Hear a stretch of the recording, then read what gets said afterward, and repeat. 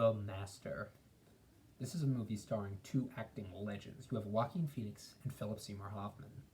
And this is a movie that people will talk about for many reasons. I've slowly found myself growing on me over the years. I used to not like it as much, or maybe felt disconnect towards it because of its somber themes.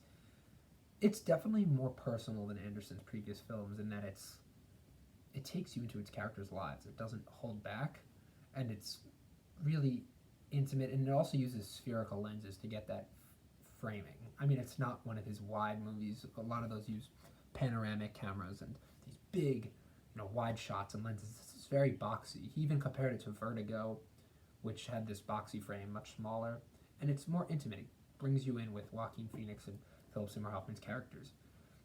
One of them is really alarmingly thin, scraggly, and worried, and then you have the Hoffman, the heroic son, the comfort, the beautiful, calming voiced man. And he and Phoenix just getting together, and their scenes are some of the best acting you'll see and some of the best chemistry. And I personally like to believe that is what Anderson wanted to make. A lot of people, and himself included, will just say, oh, this is a movie about power. It's about who's dominant, who's submissive, relationships, and the feeling of power and dominance that we get from, holding other people down, and what a positive and toxic relationship is.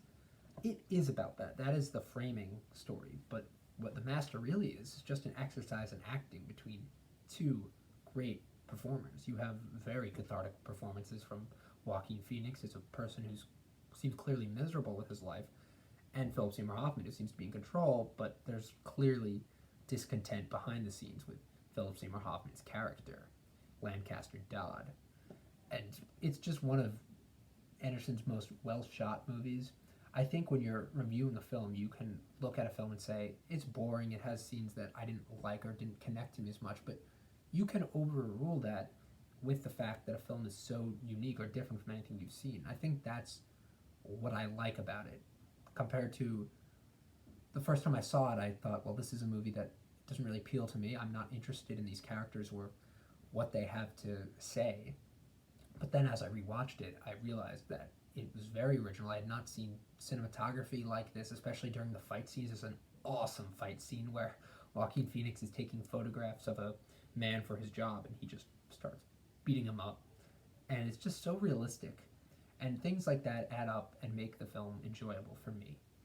And although I don't like the whole movie or all of its little messages, I think they can add up to make something really enjoyable and can just show you what a good filmmaker Paul Thomas Anderson is and what great actors are in this film, because he casts Amy Adams also, and I just think everyone's chemistry together with Amy Adams, fucking amazing actress, Joaquin, and Philip Seymour Hoffman. Those are three great actors, and it works.